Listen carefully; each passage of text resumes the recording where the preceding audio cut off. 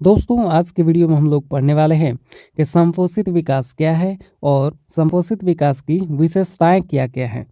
ये काफ़ी important topic है और हर तरह के एग्जाम में भी पूछा जाता है। तो चलिए हम लोग अब शुरुआत करेंगे और यहाँ पर सबसे पहले हम लोग जानेंगे कि संपोषित विकास आखिर क्या है। ठीक है, तो संपोषित विकास क्या है उसको जानने से पहले, उसकी परिभाषा जानने से पहले हमें सबसे पहले उसके बेसिक चीज़ों को जानना होगा थोड़ा सा। ठीक है, यानी परिभाषा तभी समझ में आएगा जब आप थोड़ी बेसिक चीज़ों को जान लेंगे। तो हम लोग क्या करते हैं कि थोड़ा सा बेसिक चीज़ों को जान लेते हैं, उसके बाद मैं आपको परिभाषा बताऊंगा। ठीक है, तो देखिए बेसिक चीज़ें क्या हैं कि आधुनिक विकास की जितनी भी गतिविधियां हैं, ठीक है, आधुनिक विकास की गतिविधियों ने अभी मतलब जितनी भी विकास करने के लिए हम लोग जो कार्य कर रहे हैं, गतिविधि कर रहे हैं, उन्होंने क्या किया है कि संसाधनों के साथ साथ पर्यावरण को भी बुरी तरह से प्रभावित कर दिया है। मतलब हम लोग जो जितने भी विकास के लिए कार्य कर रहे हैं, वो सब क्या कर रहे हैं कि संसाधनों को और पर्यावरण को भी बुरी तरह से प्रभावित कर रहे हैं। ठीक है, ये तो आप जानते ही हैं। इसके बाद है कि घटते प्राकृतिक संसाधन एवं बढ़ते पर्यावरण प्रदूषण के कारण संपोषित विकास यानी सस्टेनेबल डेवलपमेंट की धारणा का जन्म हुआ है। संपोषित विकास को निर्वहनीय विकास, सतत विकास एवं धारणीय विकास के नामों से भी जाना जाता है। ठीक है, यानी जो संपोषी विकास है उसी को सतत पोषणीय विकास या सतत विकास एवं धारणीय विकास के नाम से जाना जाता है। ठीक है, विकास की इस नई धारणा का उद्भव 1992 में ब्राजील की राजधानी रियो डी जेनेरो में आयोजित पृथ्वी सम्मेलन में हुआ।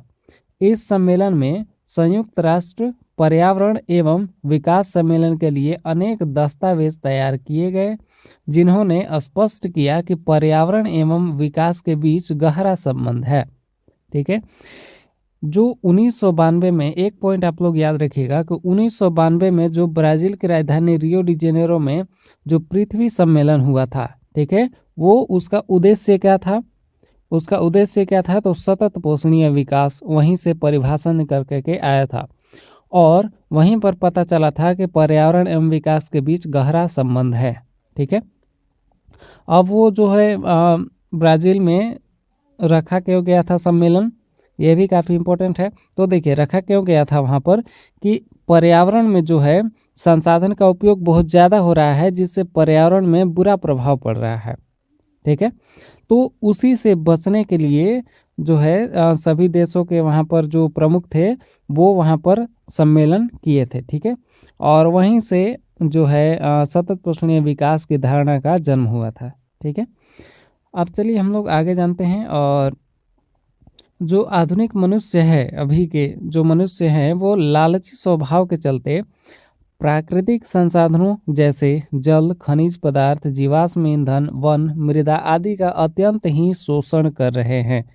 ठीक है, अत्यंत ही शोषण कर रहे हैं, जिसके परिणाम स्वरूप आज की जल समस्या और जो जीवाश्म ईंधनों के घटते भंडार, मृदा की उपजाऊ क्षमता का ह्रास और वैश्विक तपन, जैव विविधता का क्षरण आदि ने वैश्विक स्तर पर विकराल समस्या का रूप धारण कर लिया है। मतलब अभी के मनुष्य जो है वो लालची हो चुके हैं और वो क्या कर रहे हैं कि अपने जो है अपने लिए बहुत ज़्यादा संसाधन का उपयोग कर रहे हैं, जिससे कि अनेक समस्याएं उत्पन्न हो रही है। ठीक है, जिससे निजात पाना समय से जो है जिसकी निजात पाना समय से जो है सबसे बड़ी आवश्यकता है। ठीक है, और यह संपोषित विकास के द्वारा ही संभव है। ठीक है, मतलब संपोषित विकास ही है जो कि संसाधनों की कमी को दूर कर सकती है। ठीक है, अब चलिए हम लोग परिभाषा जान लेते हैं कि संपोषित विकास की परिभाषा क्या है। तो देखिए संपोषित विकास वह विकास है जो वर्तमान पीढ़ी की आवश्यकताओं की पूर्ति के साथ साथ भावी पीढ़ी की आवश्यकताओं की पूर्ति भी सुनिश्चित करता है। ठीक है, जैसे देखिए संपोषित विकास वैसा विकास है जो अभी के वर्तमान पीढ़ी जो चल रही है उसके विकास के साथ साथ, ठीक है, भविष्य में आने वाली पीढ़ियों के लिए भी संसाधन को बचाए रखती है। उसी को हम लोग कहते हैं संपोषित विकास। ठीक है, संपोषित विकास के अंतर्गत संसाधनों का सीमित उपयोग होता है और साथ ही उसके संचरण पर विशेष ध्यान दिया जाता है, जिससे आने वाली पीढ़ियां भी लाभान्वित हो सकें। ठीक है। और इसके अतिरिक्त विकास की प्रक्रिया इस प्रकार की होती है जिससे पर्यावरण अव्यवस्थित न हो और उसके संरक्षण को बढ़ावा मिले। ठीक है। तो सतत पोषणीय विकास जो है कि संसाधनों के संरक्षण पर विशेष ध्यान दिया जाता है इसमें सतत पोषणीय विकास में। ठीक है। ताकि जो है लाभ भी पूरा पूरा मिले और संसाधनों का ह्रास भी ना हो, संसाधनों की कमी भी ना हो, और भविष्य के लिए जो भविष्य की पीढ़ियां हैं आने वाली उनके लिए बचाए भी रखें। ठीक है। तो सतत पोषणीय विकास का मतलब यही होता है। अब हम लोग बात करते हैं कि सतत पोषणीय विकास जो है संपोषी विकास, उसका विशेषताएं क्या है। ठीक है। संपोषी विकास की विशेषताएं क्या है।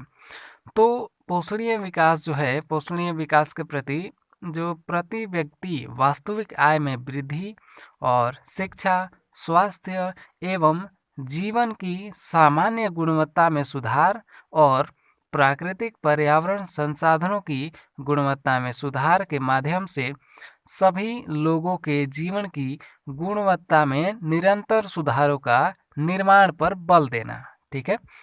मतलब जो सतत पोषणीय विकास की यानी संपोषी विकास की जो विशेषताएं हैं वो ये हैं कि प्रति व्यक्ति जो वास्तविक आय है उसमें वृद्धि, शिक्षा में वृद्धि, स्वास्थ्य सेवाओं में वृद्धि और जीवन की सामान्य गुणवत्ता में सुधार और प्राकृतिक पर्यावरण संसाधनों की गुणवत्ता में सुधार, इन सभी के माध्यम से जो है कि जीवन की गुणवत्ता में निरंतर सुधारों का निर्माण करना। ठीक है। निरंतर सुधारों के निर्माण पर बल देना। ठीक है। और कुछ भी मतलब और कुछ जो है प्रमुख विशेषताएं हैं वो हम लोग यहाँ पर नीचे देखेंगे अब लोग जो है और आगे देखेंगे। यहाँ पर देखिए पहली विशेषता है यहाँ पर कि जो सतत पोषणीय विकास की पहली विशेषता है कि व्यक्तियों को प्रमुख स्थान। ठीक है। व्यक्तियों को प्रमुख स्थान। अब देखिए इसमें क्या है कि पोषणीय विकास में व्यक्तियों को प्रमुख स्थान दिया जाता है, जो कि न केवल वर्तमान पीढ़ी बल्कि भावी पीढ़ी के विकास का भी ध्यान रखा जाता है। ठीक है। और दूसरी विशेषता है समानता पर जोर। यह वितरणात्मक अंतरीढ़ी, ठीक है, अंतरीढ़ी और अंतः पीढ़ी समानता पर जोर देती है। सतत विकास की धारणा समानता तथा सामाजिक न्याय के सिद्धांत पर आधारित है। ठीक है। इसके बाद और विशेषता आगे है कि मानव विकास। ठीक है। मानव का विकास करना। तो पोषणीय विकास में गरीबी कम करने, रोजगार, सामाजिक एकीकरण, पर्यावरण के नवीनीकरण आदि पर जोर देने के साथ साथ सामाजिक क्षेत्र जैसे शिक्षा, स्वास्थ्य इत्यादि पर अधिक विनियोग की आवश्यकता पर बल दिया जाता है। ठीक है। मतलब जितनी भी जो है सामाजिक जो कार्य है जैसे रोजगार या सामाजिक एकीकरण है, पर्यावरण के नवीनीकरण जो है उन सब पर ज़्यादा मतलब जोर दिया जाता है और उसके साथ साथ जो शिक्षा, स्वास्थ्य पर भी ध्यान दिया जाता है। ठीक है। अब अगली जो विशेषता है वो ये है कि पर्यावरण संरक्षण। ठीक है। पर्यावरण संरक्षण। तो विकास की लागत, विशेषकर पर्यावरण हानि की लागत के बारे में ध्यान दिया जाना चाहिए। पर्यावरण संरक्षण की बहुत बड़ी आवश्यकता है, अतः सतत विकास प्रकृति तथा वातावरण के संरक्षण के अनुकूल होता है। ठीक है। यानी सतत विकास जो है प्रकृति तथा वातावरण के संरक्षण के अनुकूल होता है। यानी जो संपोषी विकास की जो विशेषताएं हैं वो ये है कि पर्यावरण का सुरक्षा करना। ठीक है। इसको आप लोग ध्यान में रख सकते हैं। और अगला है जो अगली विशेषता हमारी है इसका वो ये है कि गुणात्मक सुधार। ठीक है। गुणात्मक सुधार। तो पोषणीय विकास में पर्यावरण को केवल संरक्षित नहीं किया जाता है बल्कि उसमें गुणात्मक सुधार के भी प्रयास किए जाते हैं। वस्तुतः सतत विकास पर्यावरणीय संघटकों जैसे वायु, जल, भूमि गुणवत्ता अक्षुण्ण बनी रहती है। ठीक है। यानी भूमि की गुणवत्ता जो है, जल की गुणवत्ता, वायु की गुणवत्ता, यह सब जो है अक्षुण्ण बनी रहती है तथा वर्तमान व भावी पीढ़ी की सामूहिक विरासत का प्रतिनिधि करते हैं। ठीक है, प्रतिनिधित्व करते हैं। तो यहाँ तक तो आप लोग समझ गए होंगे कि संपोषी विकास की जो संपोषी विकास क्या है और उसकी विशेषताएं क्या है, इतना हमने बता दिया है। अब मिलेंगे कुछ नए टॉपिक के साथ अगले वीडियो में। तब तक के लिए वीडियो अगर अच्छा लगे तो लाइक कर दीजिएगा और चैनल को अभी तक सब्सक्राइब नहीं किए हैं तो सब्सक्राइब ज़रूर कर लीजिए। ठीक है, तो अब मिलते हैं अगले वीडियो में नए टॉपिक के साथ। तब तक के लिए